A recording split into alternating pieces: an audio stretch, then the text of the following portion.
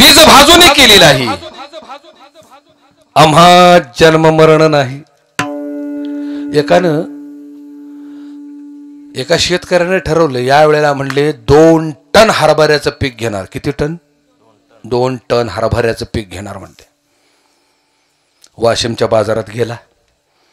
हो 2 पायल्या हरभऱ्याचं बी आणलं. घरी आला.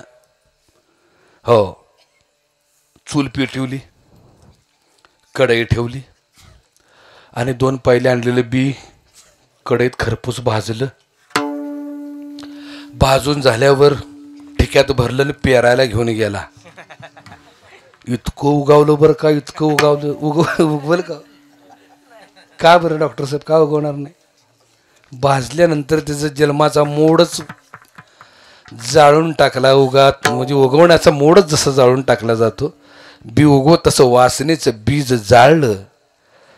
आलं का लक्षात? की संपलं जन्म मरणाचा फेरा संपला. जातं थांबलं. जातं जे फिरतंय ना ते सासूमुळे फिरतंय ना. मग जातं जर थांबवायचं असेल तर एक काम करा, घरी जावा ना सासूला जाळा.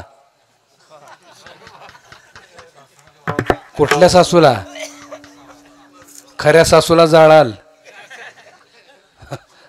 होईल घोटाळा. वासना नावाची सासू, अशी ही वासना. भगवंता विठ्ठला पांडुरंगा छळ मांडला रे बाबा, काय करू? एक दृष्टांत देतो.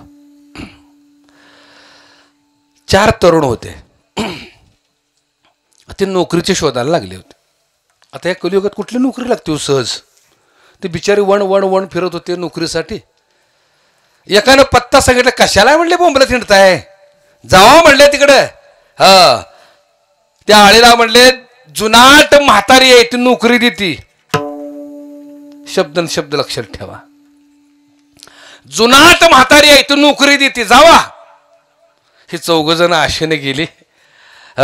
म्हाताऱ्याला भेटली. म्हातारी इतकी देखणी होती, काय नट्टापट्टा शृंगार केला होता तिनं. जरी वय झालं असलं तर ते चेहऱ्यावरचं तेज मात्र 16 वर्षाच्या पोरीला फिकी पाडील इतकं तेज होतं. ऐकून घ्या. शब्द लक्षात ठेवा. इतकी ती देखडी म्हातारी. ते 4 जण तिकडे गेले. म्हणले आजीबाई आम्हाला नोकरी देता का? म्हातारी म्हणली दिली नोकरी. हो काय म्हणताय? मग दिली नोकरी. 4 खुश. म्हणले आजी पगार किती देणार? तुम्ही म्हणाल एवढा पगार. भारी काम आहे का? म्हणले आजी काम काय करायचं आहे? काय नाही म्हणले, दारात एक रांजण आहे, एकदा भरायचा. पाण्याने एकदा भरून टाकायचं. रांजण एकदाच भरायचं, बास परत भरायचं नाही.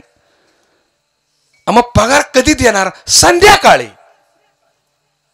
4 बी खुश. आलो का? मागील एवढा पगार. काम काय करायचंय? रांजण भरायचं नाही का? पगार कधी? संध्याकाळी. म्हणले म्हातारी फसली म्हणले म्हातारी नोकरी देऊन. म्हणले कधीपासनं कामावर येऊ? आत्तापासनं. ह्या गाडीने काय केलं? मोठ्याला घागरी घेतल्या म्हणजे एका खेपतच रांजण भरून टाकायचं म्हणलं. मोठ्याला घागरी घेतल्या, लोखंडाच्या नदीला गेली. नदी होती 4 किलोमीटर लांब. 4 किलोमीटर चालत गेली. पुन्हा पाणी भरलं त्या घागरीमध्ये. पुन्हा 4 किलोमीटर चालत आली. रांजणात पाणी ओतलं. रांजण काय भरलं? आशा बहु दारुण भरलं पाहिजे रांजण. पुन्हा खांद्यावर घागरी मारल्या. नदीला गेली 4 किलोमीटर चालत. पुन्हा ते पाणी भरलं, खांद्यावर घेतलं. पुन्हा आलीत. दुपारचं ऊन, मी म्हणत होतो पाय भाजवतो ते घाम दरदरून आला होता. जीव मेटाकुटील आला होता. तरी आशा बहु दारुण भरलं रांजण.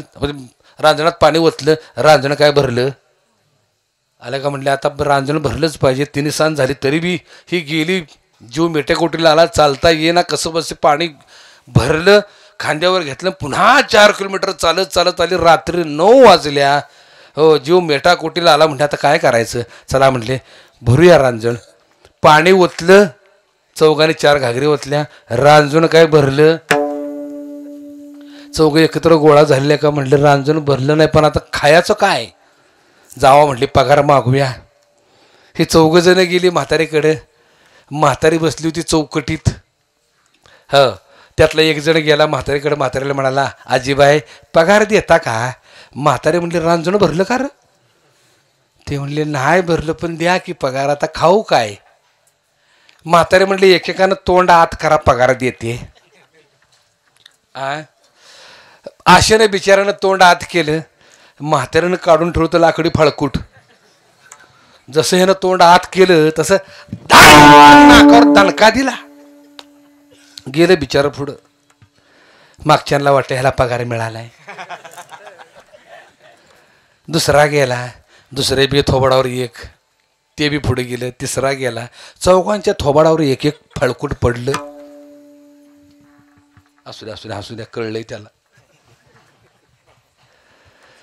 चौघं एकत्र गोळा झाली, चर्चा सुरू झाली. तुला किती पगार मिळाला, तुला किती मिळाला? ही चौघांची गोष्ट नाही, ही तुमची आमची गोष्ट आहे. सकाळपासून संध्याकाळपर्यंत मी रांजण भरतो, पण ते भरे ना, नाही का? संध्याकाळी सुख मिळेल, संध्याकाळी सुख मिळेल या आशेनं आमचं आयुष्य गेलं. सर्व सुखाची या तरी बी ते रांजण भरे ना. एवढं सगळं झालं खरं, पण रांजण का भरलं नाही होती? एवढ्या घागरे ओतून जर रांजण भरलं नाही, का भरलं नाही? त्या म्हातारीनं रांजणाच्या बुडाला पाईपलाईन केली होती आणि घराच्या मागं माळवण ऊस केला होता. हो अरुणदादा आत्ता कळलं होय. तिनं पाईपलाईन केली होती आणि घराच्या मागं माळवं केलं होतं, भाजीपाला केला होता. रांजण भरल का? आता सिद्धांत आहे का, त्याचा अध्यात्म आहे का? ती 4 तरुण म्हणजे तुम्ही आम्ही. ते जुनाट म्हातारी म्हणजे माया. जुनाट हा शब्द लक्षात ठेवा. जुनाट म्हणजे किती जुनी आहे ती, किती जुनी आहे? खूप जुनी आहे. जेव्हापासून परब्रह्मतत्व तेव्हापासून ती आहे. हे जुनाट जुनाट आहे, म्हातारी आहे, पण तारुण्य संपलेलं नाही तिचं. दररोजची चिर तरुण आहे. आणि नुसती नाही, भुलवते ती, भुलवते. माझ्या सद्गुरू जनार्दन महाराजांचं गोड भारुड आहे. माया गतकाळी ग गतकाळी,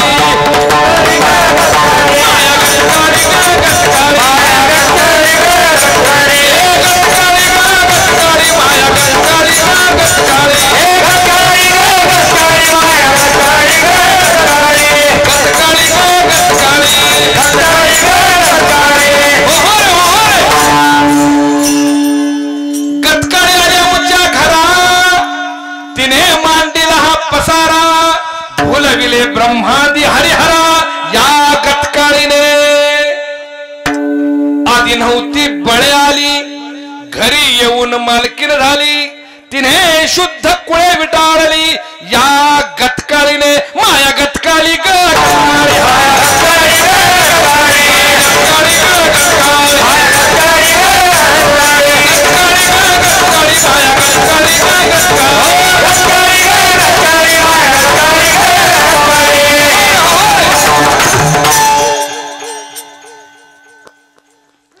अशी ही माया. रांजण कशाच होतं? ते वासनेच. किती बी थोबाड भरा, वासनेचं पोट भरत. मिळवलं किती बी मिळू दे, अजून जरा मिळालं असतं बरं झालं असतं. बघा तुम्ही, किती रांजण भरा, ते भरत नाही. वासनेचं थोबाडच कधी पोटच भरत नाही का? तिला झालाय भस्म्या. भस्म्याच म्हणता ना तुम्ही. किती बी खाल्लं तरी पचतोयच. आलं का लक्षात? या वासनेच्या भस्म्यामुळं तुम्ही तुमच्या आमच्या दारुण अवस्था आहे. रांजण भरत नाही. तुम्ही का समजून घ्या. पाणी कशाचं आहे? तृष्णेचं. आणि पीक कोणतं आहे? ज्या मायेने पिकवायचं चालवलं ना, ते पीक कोणतं आहे? ते पीक माझ्या सद्गुरू जनार्दन महाराजांनी, माझ्या जन्मदात्यांनी लोक परंपरेतलं एक गीत लिहिलेलं आहे. ते आध्यात्मिक गीत आहे. या अभंगावर माझं कीर्तन आहे यूट्यूबला, जरूर आहे का. ते मायेचं पीक जनार्दन महाराजांनी इतकं सुंदर सांगितलेलं आहे. ह्या वासना नावाच्या रांजणाच्या माध्यमातून मायेनं पीक पिकवायला सुरुवात केलेली आहे. ह्यातनं उसंत मिळना. काय करू देवा, अशी ही सासू कोण, वासना. सासरा कोण, कोण आहे सासरा? रेड्याच्या पोटी जन्माला आलेला, म्हशीच्या पोटी जन्माला आलेला. कोणाच्या पोटी जन्माला आलेला? म्हशीच्या. त्याला काय म्हणतात? महिषा म्हणतात. काय म्हणतात त्याला? म्हशीच्या पोटीला जन्माला तर महिषा म्हणतात. तसा तो मोह आहे. नाथाने त्या मोहाचं वर्णन इतकं गोड केलं तर रेडा म्हणून संबोधलाय. अनादि निर्गुण प्रगटली भवानी. पुढे काय म्हटले? मोह महिषासुर. महिषासुर म्हणजे म्हशीच्या पोटचा असुर, रेडा. ज्याला ज्याला मोहानं झपाटलाय ना तो रेडाच आहे.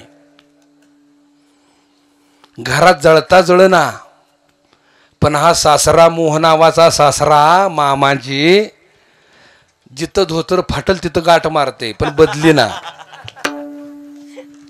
ना झाले. आलं का लक्षात? एवढं मोठं ज्ञान यज्ञ चालू आहे, पारायण चालू आहे, पण 10 रुपयाची वर्गणी दिना. वर्गणी मागायला गेलं की कुत्र्यासारखा अंगावर धावून येतोय मामाजी. लेका टाळ कुटायचं बंद करा. तुम्हाला काय कामधंदा नाहीत वय? पैसे का फुकट येतात का? चला चालता व्हा. आणि भंडाऱ्या दिवशी मामा पहिल्याच पंक्तीला फुकट. मोह महिषासुर. भूमिका समजून घ्या. सासू आणि सासरा. सासरा म्हणजे मोह, दीर म्हणजे लोभ. माझं ती माझं, दुसऱ्याचं ती बी. ह्यो दीर माहिती आहे का? बिना कामाचा, कामधंदा नसलेला. ह्यो असा लोभ. बरोबर वेळ गाठणार बघा नाश्त्याची. सकाळ सकाळी उठणार, हो, आणि नाश्त्याची वेळ गाठणार, शेजाऱ्याच्या घरी जाणार. आप्पा काय करताय? आप्पा कांदे पोहे खात असते. नाही का नाही बाबा, कांदे पोहे खातोय. खातोस का? कशाला कशाला? कळलं का अर्थ? कशाला कशाला म्हणायचं, प्लेट घ्यायची. हे असलेली उभी काय उपयोगाची?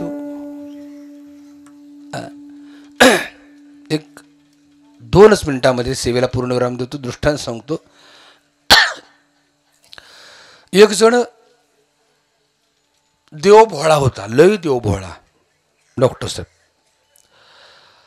देवपूजा केल्याशिवाय तो नोकरीला जायचा नाही, कामाधंद्याला तो जायचाच नाही. दररोज देवपूजा करायचा. सकाळी उठायचा, अगरबत्ती पेटवायची, देवपूजा करायची. पूजा झाली की अगरबत्ती विझवायची आणि ठेवायची. कळलं का नाही? एवढा देव भोळा होता तो. दुसऱ्या दिवशी तीच विझवलेली अगरबत्ती पेटवायची, पूजा करायची, पुन्हा विझवायची, पुन्हा ठेवून द्यायची. एके दिवशी काय झालं, ह्याच्या हातनं अगरबत्ती विझवायची राहिली, देवपूजा केली आणि तशीच लावून गेला. 10 किलोमीटर गेल्यावर ह्याच्या लक्षात आलं, बरं आता ह्यो ज्या अर्थी अगरबत्ती विझवतो त्या अर्थी ह्यो काय मोटरसायकल वापरत, सायकल वापरत नसावा. 10 किलोमीटर गेल्यावर ह्याच्या लक्षात आलं अगरबत्ती विझवायची राहिली. डोकं फिरलं, म्हटले माझं केवढं नुकसान झालं यार.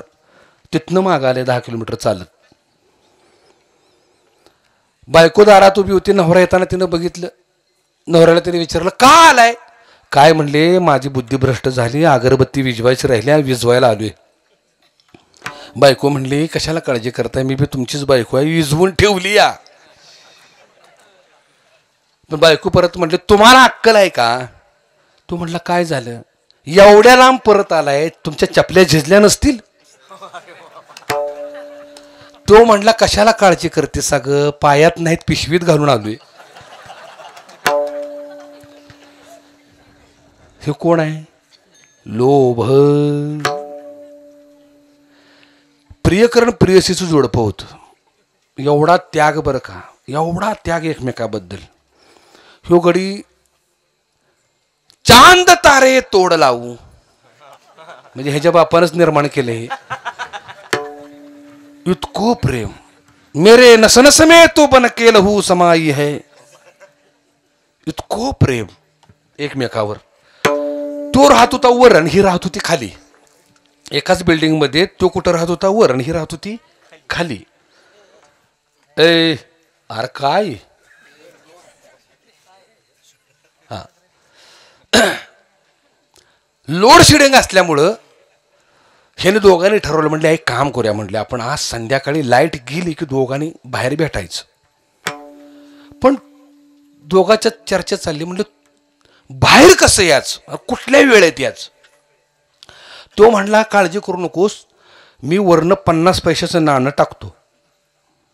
खाळ वाजलं की तू बाहेर यायचं मी बी बाहेर येतो. ठरलं. ह्यानं काय केलं, बरोबर लाईट गेली, वरच्या मजल्यावरनं 50 पैशाचं नाणं खालच्या मजल्यावर टाकलं. खळला आवाज आला. तसं यो बाहेर गेला अंगणात. आत्ता येईल मग येईल, आत्ता येईल मग येईल, ही आलीच नाही बाहेर. ह्यो वैतागला. रात गेली पण बाहेर आली नाही. झालं म्हणजे जाऊ दे, नाही आली. गेला घरी झोपला. सकाळी उठला. कॉलेजमध्ये दोघं एकमेकाला भेटली. ह्यो म्हणला तुला काय अक्कल आहे का, हा नाणं टाकलं होतं का आलं नाहीच बाहेर. ती म्हणली होती आवाज आला रे, पण नाणं हुडकण्यातच अख्खी रात गेली.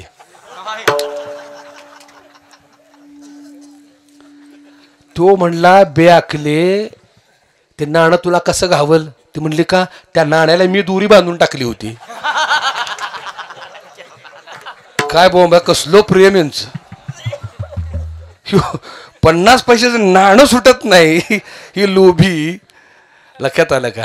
हे लोभाचं मी उदाहरण दिलं.